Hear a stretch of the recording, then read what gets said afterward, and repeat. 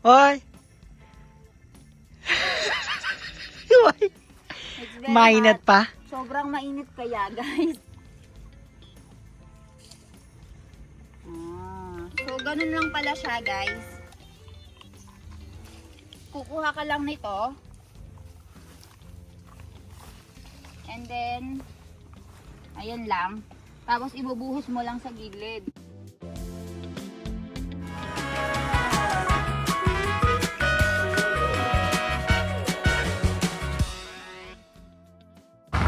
Guys, pupunta tayo ngayon sa farm kasi meron tayong gagawin and nagpasama lang si Milan sa akin.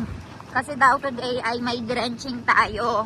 So, papakita ko sa inyo kung anong ibig sabihin ng drenching, kung ano yung mga ginagawa nila doon. So, pupunta na yung mga workers sa mga farm, guys. So, kanya-kanya na silang trabaho. So, usually, ang start ng work nila ay alas 8, alas 9.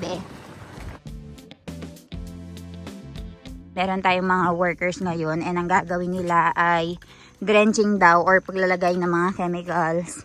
Kemcho. Keuche.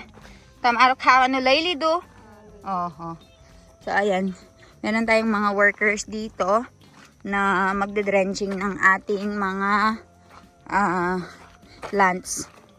So dinala ako ni Milan dito sa farm, guys. Kasi papakita daw niya sa akin kung paano nga daw yung drenching ng mga plants. And napakain ko na kasi si Ivan. Tapos napaligo ko na. Nagpunta sila sa temple. So sabi ni Milan sa akin ay tara samahan mo muna ako sa farm. Puntahan natin yung mga workers. What is it, Milan? Come here. Look, they have this Jatka machine. No, it's not working.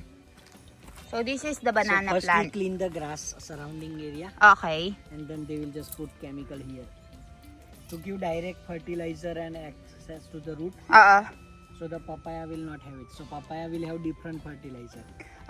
Okay. So first, aalisin na yung mga grass, clean the surrounding area, and then they will put the chemical so it will get its proper nutrition. Direct. Okay. So ganun pala siya, And then guys. after that they will spray herbicide Herbicide. to the excess grass. So they will die. Since herbicide cannot go near to the main plant, we remove manually. And then this is where they will spray herbicide.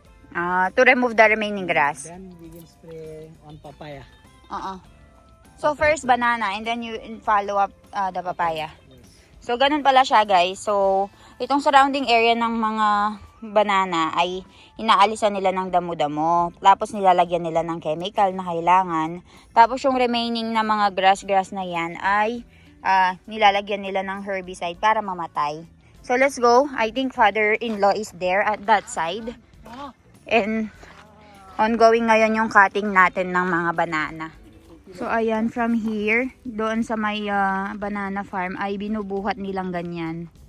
So let's ask kung magkano. Milan, how much do they get by carrying all the way from here to there? Per one bunch, depends how far you have to walk. So for this thing, this until Per there, one thumb, I think 7 to 9 rupees 9 rupees. If Per- you have to walk, per bunch. Asre, kailan mo mali? Baka loan kaढवाना केला लिहिला ha? Dos. So 10 rupees, guys, ang binabayad sa kanila kada isang loom. So 30 yan. So that is 30 rupees. So sa pagkakeri niya ng ganyang kabigat, 30 rupees. Isn't it good, Milan? It's good. Sometimes they earn 1,000. Oh, see, they earn 1,000 just by More carrying. than salaried person. Just by carrying the loom, no? But it's heavy.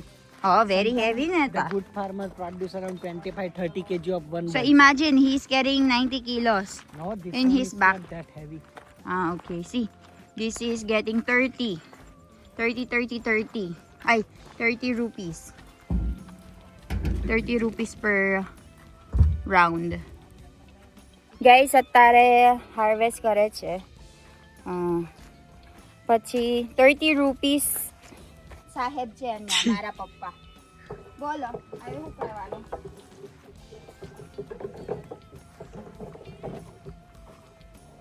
જો મિક્સ કર્યા કરો, શું કરો છો પપ્પા તમે? આ કીડો હારું જમવાનું બનાવ્યું. હા. જમવાનુંમાં ભાઈ કીડોએ પીરસી દેવાનું બધાને. એવું છે. કીડોમાં પીરસી દેશે મજૂર. Apa tayo karisa mix karwa. Guys, so nandito tayo ngayon sa may banana farm at saka may papaya farm tayo dito, di ba? So, ang ginagawa natin ay minimix natin itong mga chemicals. Ayan. This is used for the vitamins na, Milan. Everything. Everything Fertilizer, mixed. vitamin, fungicide, herbicide. Parang ako, just like me, all in one. Mm. Right, Milan? Mm. Yes, to karma. Yes. So, ayun. Ito yung gagamitin nila para sa mga banana plants and para mapatay yung mga plants sa gilid ng banana. Dito naman guys ay inaayos nila itong mga pipe. Ayan. Naayos nila yung mga pipe dyan habang yung iba ay nag-harvest. So, ito naman yung tractor natin guys na may iba't ibang mga farming equipments. Ayan, may pang spray tayo dyan. Meron tayong mga tubig-tubig. So, ayan, tractor natin yan guys. And nagsimula na magsidatingan yung mga workers natin. So, sila yung magde-drenching dito sa farm. And meron silang daladalang mga snacks nila at saka pagkain. Ayan, meron silang daladalang mga snacks, mga tipin. And dito na lang sila kakain sa sa farm para hindi na sila umalis ng farm and hindi na sila maglakad. So, dito kasi sa India, guys, bago sila pumunta dito sa farm para mag-umpisa ng trabaho, nagluluto muna sila sa mga bahay-bahay nila para meron silang lunchbox, meron silang makakain sa farm. Kasi, ang usualing time ng pagkain nila ay mga nasa 1 o'clock. So, pupunta sila ng farm na mga 9 o'clock, which means nakaluto na sila ng pagkain. Sa case naman ni Sonal Masi, nasa bahay pa rin siya namin ngayon. So, dahil nasa bahay pa siya, matatapos siya ng mga 9, 9:30. Tapos, magluluto siya sa bahay nila ng 30 minutes and then 10 o'clock na siya makakarating sa farm natin. So, ganun yung setup ng mga workers. Tara guys, I think uuwi na kami. Kasi nakita na ni Milan lahat ng mga workers, in-assign na nila kung ano ba yung mga gagawin. Tapos tingnan natin kung pupunta tayo ngayon ng ibang lugar para may asikasuhin. Update ko na lang kayo later. So ayan guys, dumating na yung mga workers natin. Dinidistribute na nila itong mga dolcho kung tawagin nila. And meron silang mga itak pang alis ng mga dahon-dahon. So ang daming dolcho. So, may kanya-kanya niyan silang timba. So, I think meron kaming 12 workers for today. Ayan, paparating pa yung iba. Dami nating workers ngayong araw. Guys, I will show you where Elen is sitting. Hoy! Mainit pa? Sobrang mainit kaya, guys. Tingnan nyo naman.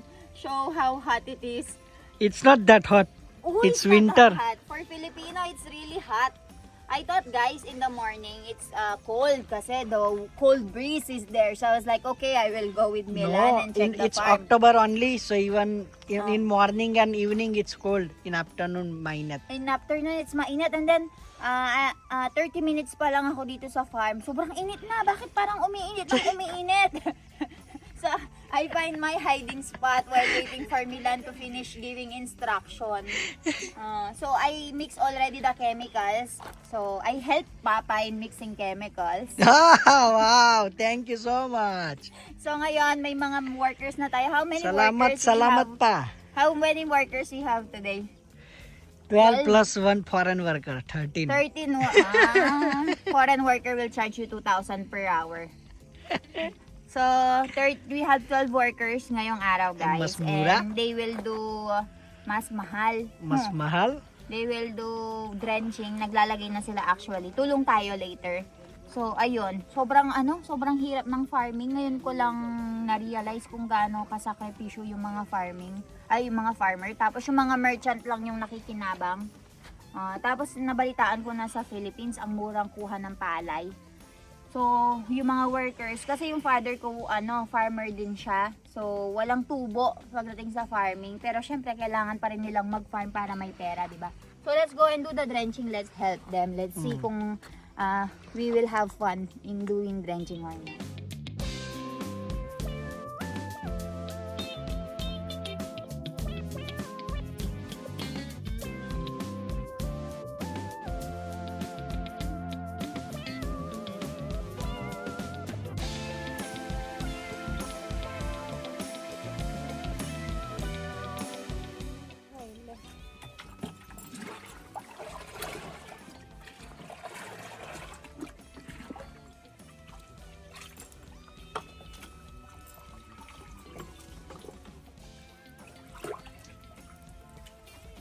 So, ngayon guys, kumukuha sila ng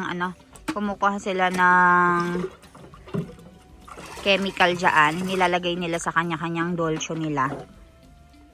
Ayan.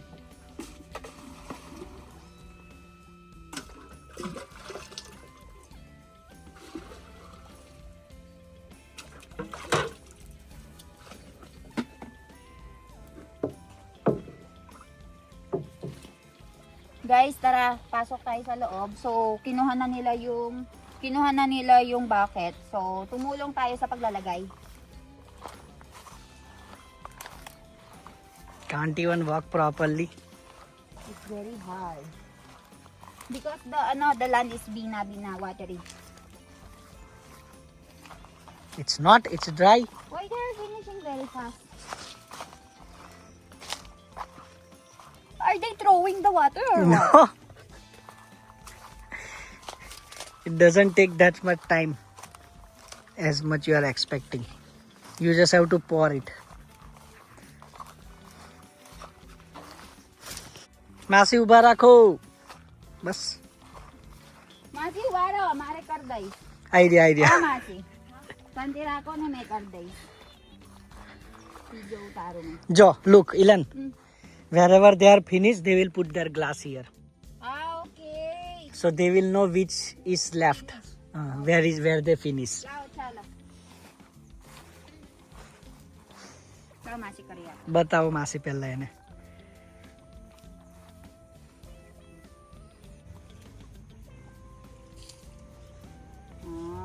So, ganun lang pala siya, guys. Kukuha ka lang nito. And then, ayun lang. Tapos, ibubuhos mo lang sa gilid.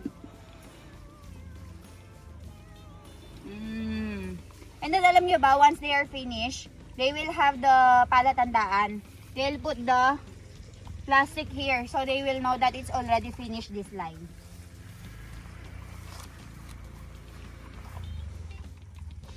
Look, those people are behind you and they are going in front of you. Ahead of you.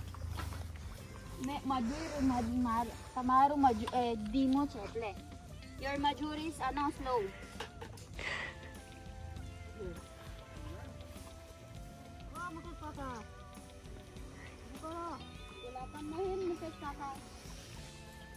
Guys, so ayan, pauwi na tayo ng bahay dahil tumawag na si Mami. Hindi pa man ako isang timba ay bigla nang tumawag ang binan ko gawa ng nakarating na nga daw sila mula sa temple. So, papatulogin natin si Baby Iban for his daily nap, morning nap. Tapos ay maliligo na tayo and then isa-set natin yung schedule natin kung anong gagawin natin for the rest of the day. So, ayun. Actually, madali lang yung drenching kasi kukuha ka lang ng isang baso ng chemical tapos ilalagay mo lang sa gilid ng banana plant. Kaya lang, ang mahirap dito, alam nyo ba, yung pagbubuhat, yung pag-upo sa ilalim ng sikat ng araw, yun yung nakaka-drain. Pero siguro, kung marami kayo, tapos barkada kayo, tapos masaya, nagkukwentuhan, madali lang yung trabaho, tapos hindi mainit, malamig-lamig. Kaya dun masarap magtrabaho sa bukid. Pero ngayon, sobrang init, sobrang init, tapos sobrang yung atmosphere, basta yung alam niyo malagkit-lagkit yung katawan niyo kapag nagpunta kayo sa farm. Kaya kung mapapansin niyo, talagang maitim ang biyanan ko kasi guys, maghapon siya sa farm. Kasi ang dami niyang farm na kailangang asikasuhin, ang dami niyang farm na kailangang puntahan. And by next year, sabi niya ay ibibigay na namin yung farm namin doon sa pinsan ni Milan, which is si JD Boy, para palakarin or pamalakarin. Ang tawag yun, parang bibigay namin for rent sa kanya, ganun. Tapos kukuha na lang kami ng rent doon sa mga farm kasi syempre tumatanda na rin yung binan ko. So sabi niya ay wag ayaw na niyang mag-farming kasi meron naman kaming kita ni Milan. Nag-ship na kami into business. Ayaw na namin ng farming kasi very hard work siya. Guys, so nag-harvest tayo ngayon ng mga banana natin. Ayan, so nila-line up nila dyan yung mga bananas. Meron tayo mga workers. Kada isang bunch o isang loom na tawag dyan ay nabibigyan sila ng 10 rupees kada isa. So, hinihilera nila dyan tapos ay darating yung truck para pick upin ng mga yan and kiluhin.